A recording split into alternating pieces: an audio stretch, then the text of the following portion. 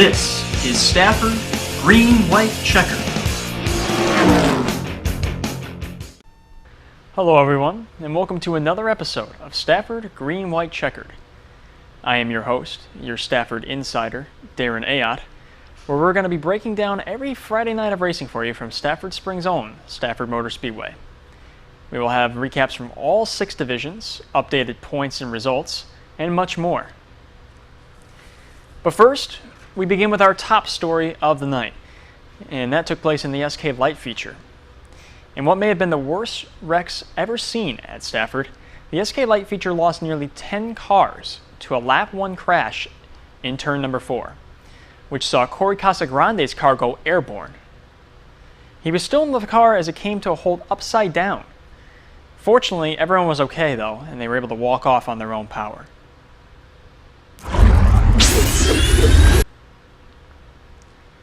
As you can see, you saw the contact early in turn number 4, which led to the giant pileup, and Corey Casagrande's car was actually driving on top of other cars for a brief moment.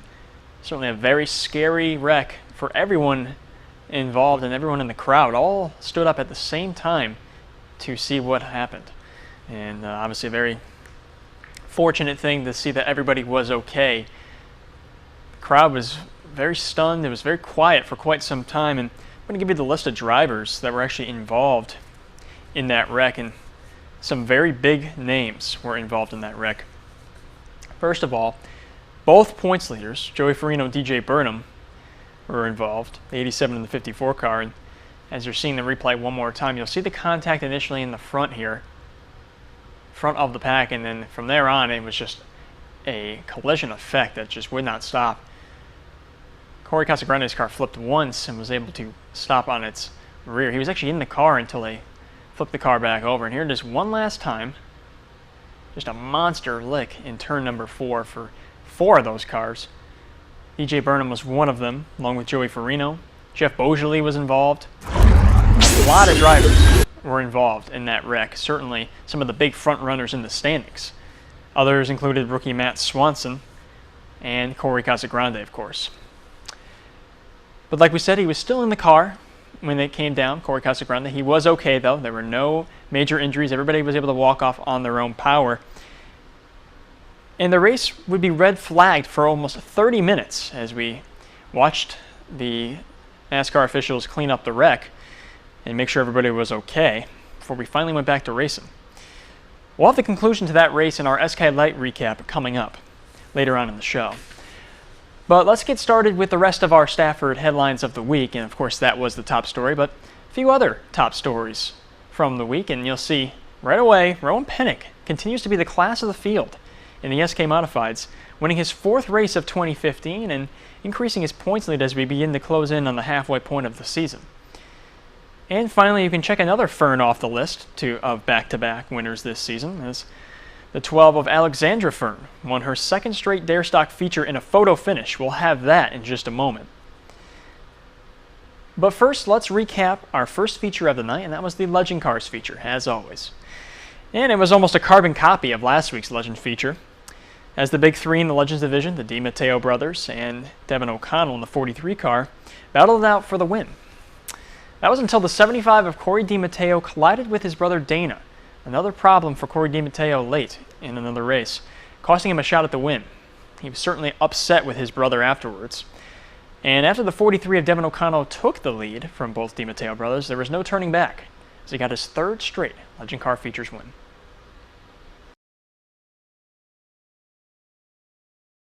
Final circuit bye for Devin O'Connell from 12th to 1st to be the winner if he can hold on for 2 more turns. Devin is on fire. Here he comes into turn number 3. He is very smooth. Dana DiMatteo can only admire the brilliance of Devin O'Connell, who gets his 3rd straight win. Dana DiMatteo to finish in 2nd. Kyle Rogers for 3rd. This car was just an absolute rocket. I mean, there's not many people that you can just charge right through the field with. And, I mean, this car, even with the toe knocked out a little bit after Teddy spun, I mean, it was just phenomenal.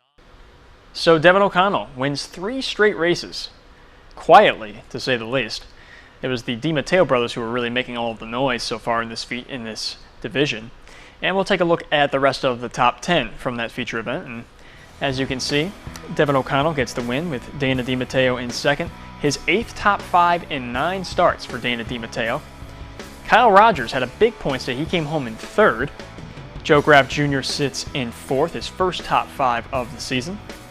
Teddy Hodgkin came home in 5th in the 28 car. Mikey Flynn, another top 10, solid finish in 7th.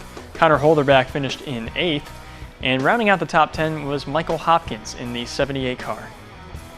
Of course, that was a 12-car field with Corey DiMatteo finishing in dead last after his problem. So how did Corey's finish affect the point standings once again? Well, here they are, and after 9 of 23 races, these are the official standings. Devin O'Connell remains in front, picks up 4 points in the standings, and Dana DiMatteo takes a big lead into 2nd place over his brother Corey. Corey DiMatteo lost over 30 points with his 12th place finish, dropping down to 40 back. Certainly going to need a turnaround finish next week. Mikey Flynn remains in 4th consistently. He's been there for most of the season. Andrew Muller remains in 6th. Now you go all the way back to the bottom half of the top 10 with Kyle Rogers and Brett Crowther both picking up positions in the standings, but very far behind, 220 and 238 points out of the lead. So let's go on to the second feature of the night, which was the Dare Stock feature. And Alex Fern let everyone know that she is a serious threat this year for the championship after holding off the best of the Dare Stock division all race long. The 93 of Dan Denbeck, though, would charge late and was side-by-side with Fern coming to the white flag.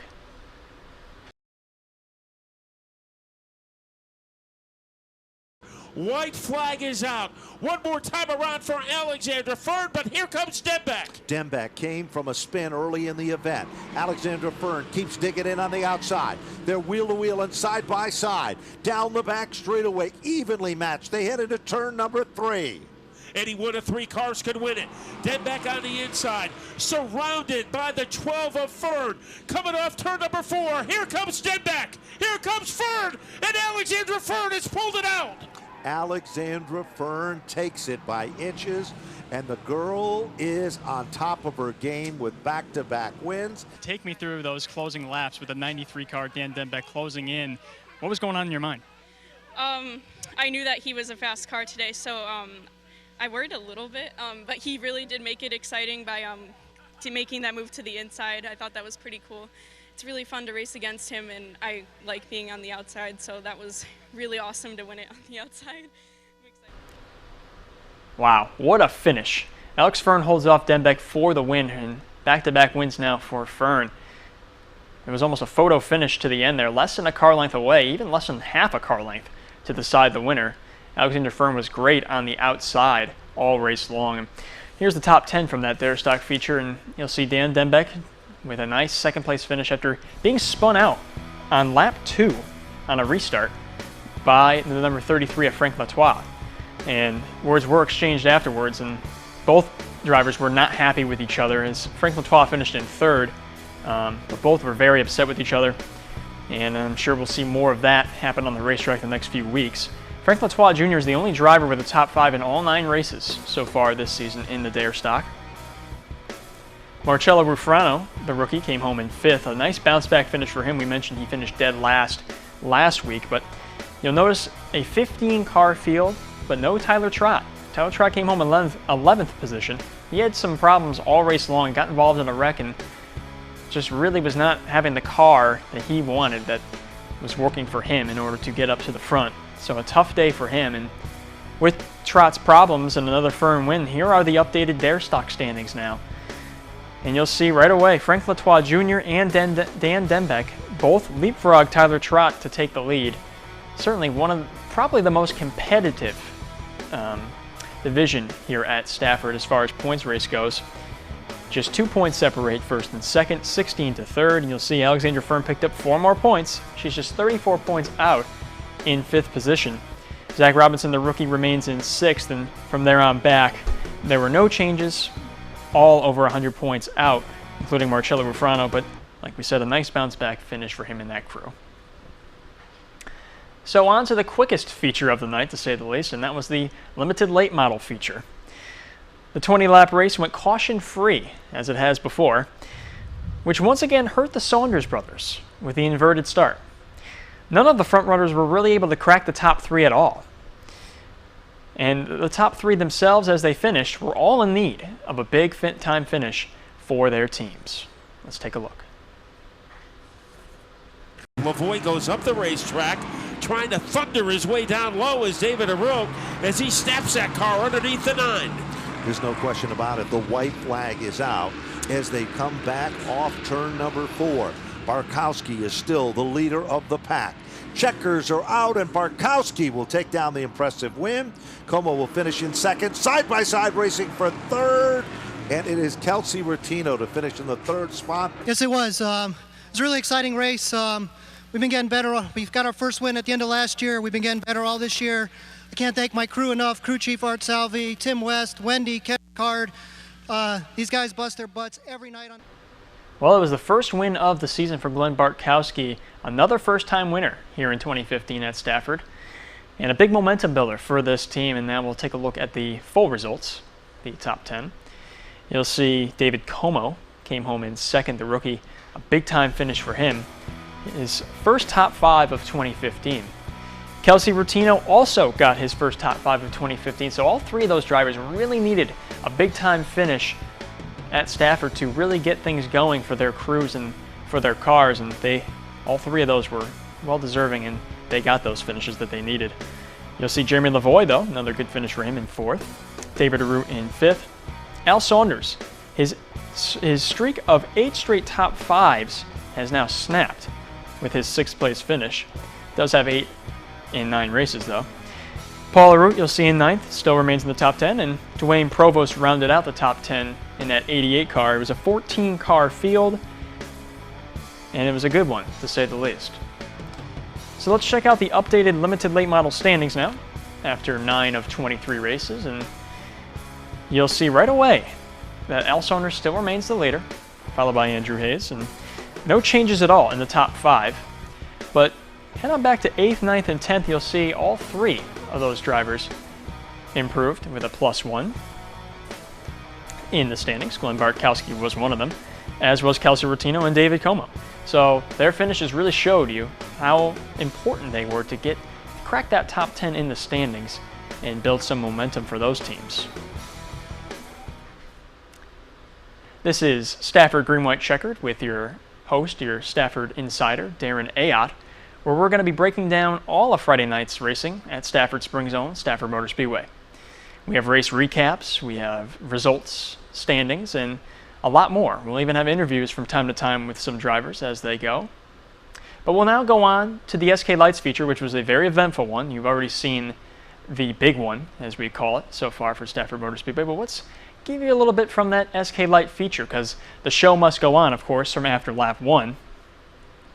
The big one on lap 1 knocked out points leader Joey Farino, second placed DJ Burnham, and also Jeff Beaujolais in the 3 car, among others. Anyone who got through that wreck had a shot to win this race, and who would take advantage of that wild feature event? Let's find out.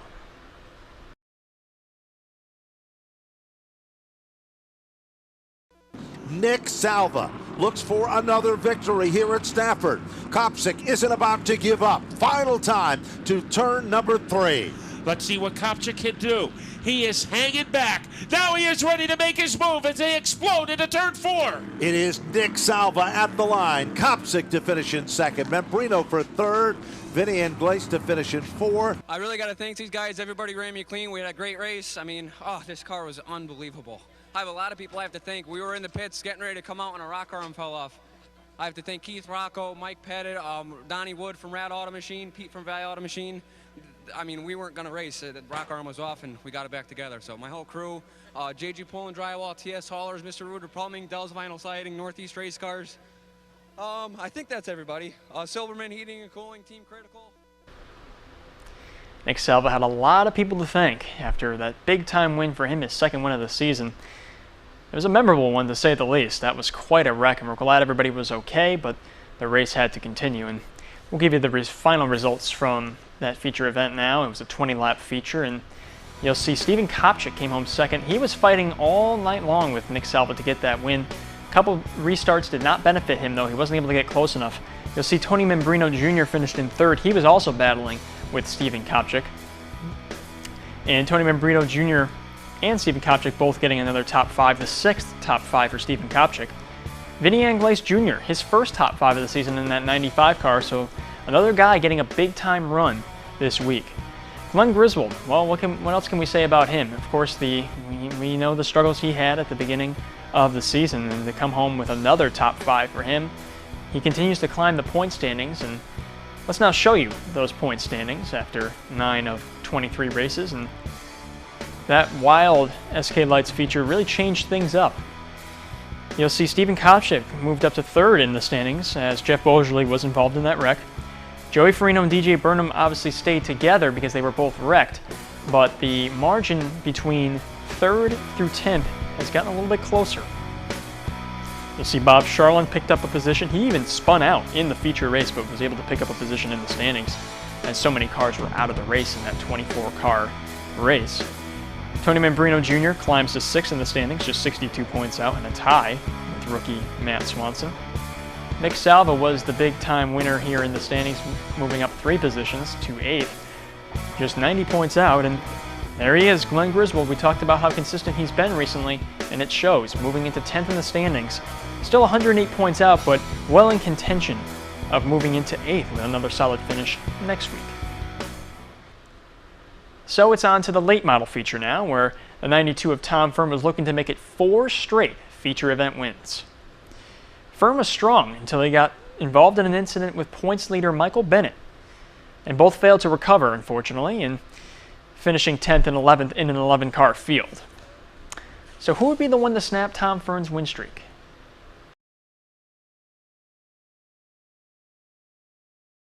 One lap standing between him and a victory. No question about it. They've worked hard. They're long overdue. They never give up. Down the back straightaway, Michael Scorzelli deep into turn number 3. Off the 4th turn and back to the line.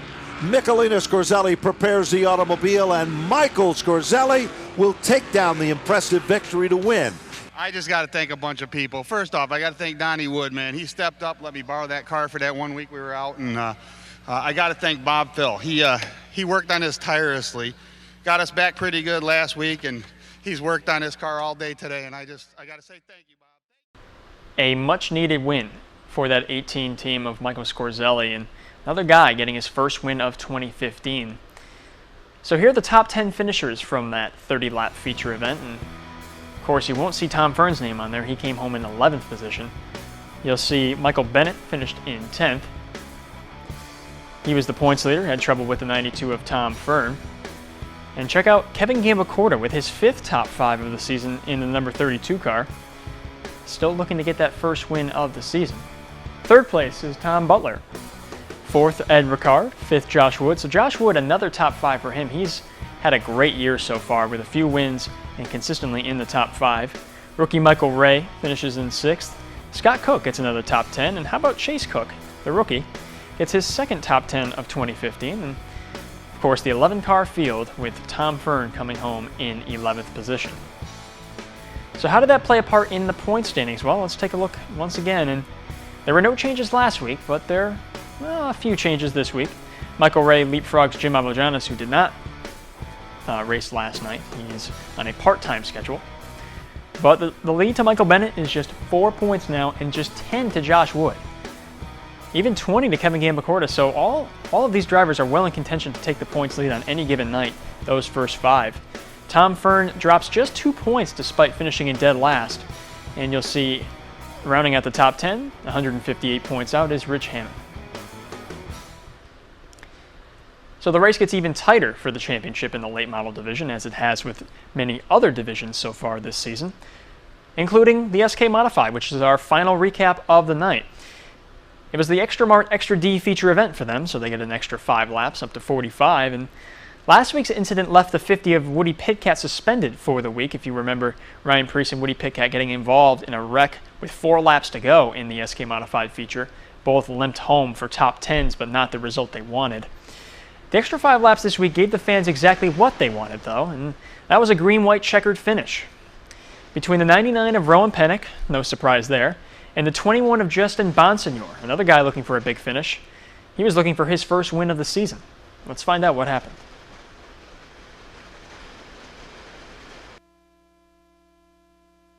Final circuit, Rowan Pettick leads the parade of horsepower into turn 2. Bonsignor lets him know he's there. It is Priest up to the 3rd spot, deep into turn number 3. Off the 4th turn, to the line he comes. Rowan Pettick has done it again, another win. The Xtra D extra distance event from Xtra Mart goes to Rowan Pettick. Eric Bird in trouble. Yeah, got to thank Xtra Mart for the Xtra D 45 laps here. Napa, Stafford Speedway, all the fans, the Root family, Pettit Racing Engine, CD Race Chassis, Waddell Communications, and Van Wickle Auto Supply. The whole team, awesome job. Guys gave me a great race. Bonsignor, Priest, and Teddy were strong tonight, but we were... So the 99 of Rowan Pettick gets his 4th win of 2015 and the 10th of his career. Shows you how great of a year he's been having. So here are the final results from the SK Modified Xtra Mart Xtra D feature event of 45 laps. And you'll see right away, Justin Bonsignor finished in second, his second top 5, but a much-needed finish like many others. You'll see a theme these past 2 weeks. Guys getting big-time finishes to help themselves out. And a couple other guys doing that. How about Sean Foster coming home in 4th, his first top 5 of the year. Teddy Christopher comes home in 5th, a big finish for him. You'll see Ryan Priest, another household name in the SK Mods, coming home in 3rd, his 6th top 5, but still seeking that first win. I talked to him after the race. He is still not satisfied with the car. He knows that they can keep doing better and keep improving to get that win. Keith Rocco, you'll notice, finished in 8th. He had some trouble at some point during the race, and these are back-to-back finishes now outside the top 5 for Keith Rocco, so we're not accustomed to seeing that. Last week's winner, Michael Jarvis Jr., came home in 9th, so good finish overall for him in a 20-car field. So with Rocco's 8th place finish, how did that change up the championship standings? Well, let's show you those right now. And as you can see, Rowan Pettick now 10 points ahead of Ryan Priest, who leapfrogs Keith Rocco, who's 20 points back now. Farthest back we've seen of Keith Rocco in quite some time. Matt Galco is up to 5th, up 3 positions, and look at Justin Bonsignor, plus 5 in the standings to 6th. So it's amazing how one good finish like that can get you so far ahead in the standings. And certainly we'll probably be seeing a lot more out of Justin Bonsignor this season in contentions for wins. And you'll see Glenn Ring was the biggest loser this week in the standings, dropping 3 positions to 8th, 102 points back. Michael Jarvis Jr. rounds out the top 10. He's 108 points back. So we'll now end the show with another Stafford Fast Fact. And this fact goes to the SK Mods, which has to do with Ted Christopher. Ted Christopher is the only defending series champion at Stafford to not win a race in his division this season. Of course, Jeremy Sorrell was a former champion as well who has not won a race, but he's moved on to the SK Modifieds. He's no longer racing in the SK Lights. But of course, Ted Christopher, he has 2 top 5s on the season. He's got 4 top 10s. Good for only 14th in the standings, though. 132 points back. So this is the 9-time champion we're talking about. He has 101 career wins. His last one coming a year ago next week. So we'll have to see if Teddy Christopher can finally break through in that 13 car. Arguably the greatest SK Modified driver of all time. So that's going to do it for another edition of Stafford Green-White-Checkered. And for our producer, Antonio Squitieri, on behalf of the entire crew here at Nutmeg Television, I am Darren Ayotte, your Stafford Insider, and we'll see you next week on Stafford Green-White-Checkered.